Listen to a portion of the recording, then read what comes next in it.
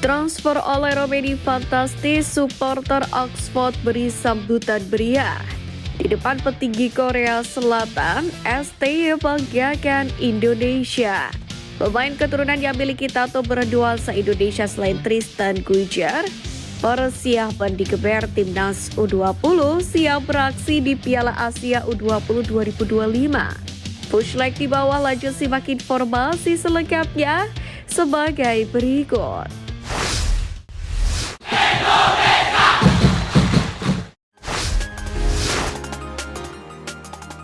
Persiapan digeber Timnas U20 siap beraksi di Piala Asia U20 2025.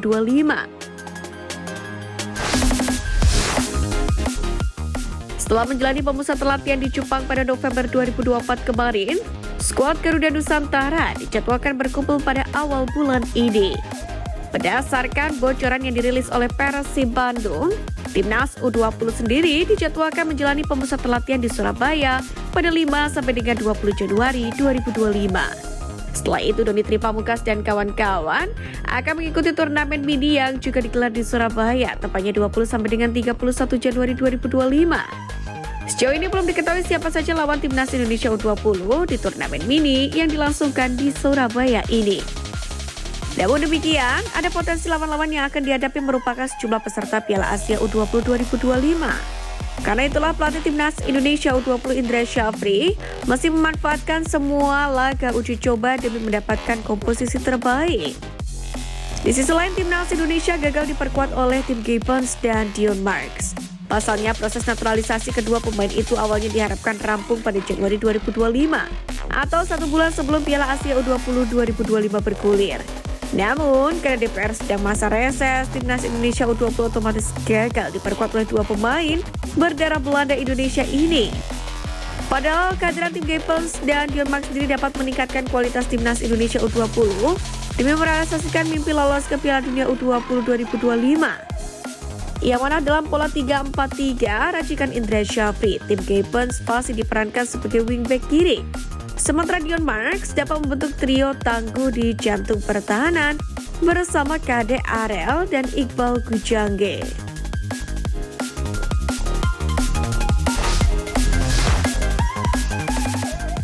Pemain keturunan yang memiliki tato bernuansa Indonesia selain Tristan Guijar. Pertama, Tom Hae. Tepat di lengan kirinya, Tom Hae menyembatkan tato menggunakan bahasa Indonesia yang bertuliskan karena untuk dan kenyataan. Tulisan itu sepertinya sebuah kalimat, namun tidak terlihat semuanya. Dan hingga saat ini Tom Hae belum pernah mengungkapkannya ke publik. Kedua, Kevin Dix. Meski tidak menggunakan bahasa Indonesia, namun Kevin Dix mengaku memiliki tato di tangan yang menggambarkan dari mana asal-usulnya. Ada tato Indonesia di tangan saya, itu untuk menggambarkan dari mana asal-usulku, kata Kevin Dix.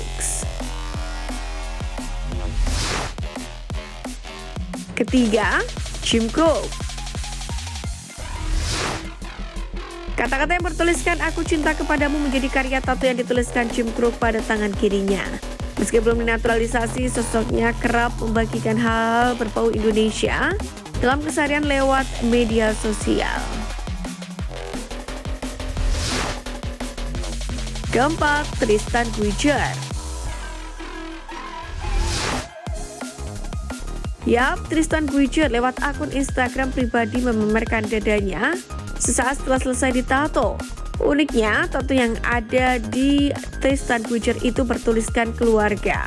Mungkin ini sebuah tanda di mana di saat dirinya belum naturalisasi dan akan menjadi pemain selanjutnya yang mungkin akan turut dinaturalisasi.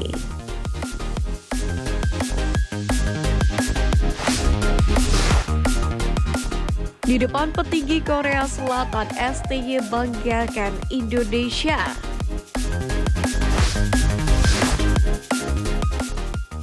Sebagai informasi, pada Sabtu 6 Juli 2024 lalu, pemerintah kota Yeongdo, Korea Selatan telah memberikan penghargaan istimewa kepada Sintayong.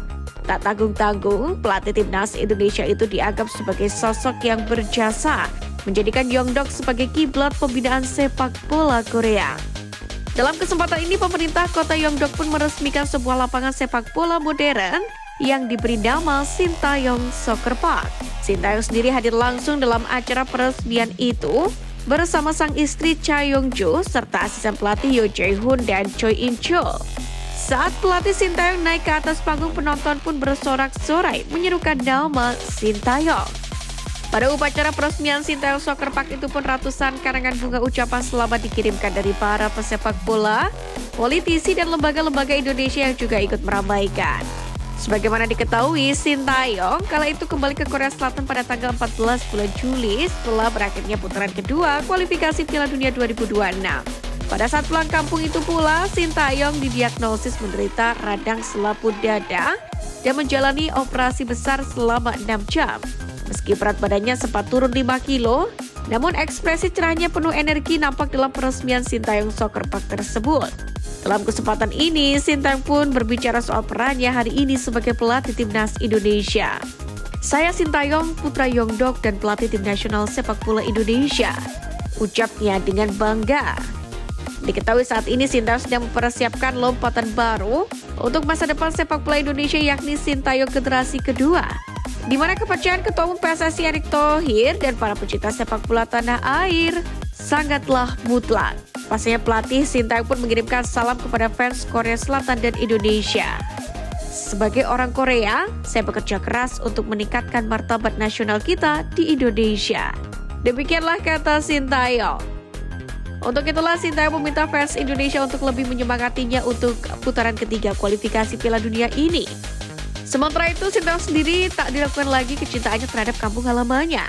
Diketahui, tahun lalu Sintayong pun juga menyumbangkan 5 juta won ke kota Yongdok untuk menunjukkan kecintaannya pada kampung halamannya. Ia kembali menyumbangkan 20 juta won untuk dana kesejahteraan warga kota Yongdok pada hari peresmian Sintayong Soccer Park tersebut.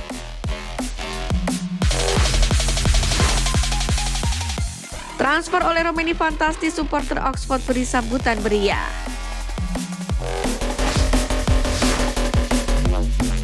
Striker FC Utrecht oleh Romeni dikabarkan segera merapat ke Oxford United, klub kasta kedua Liga Inggris.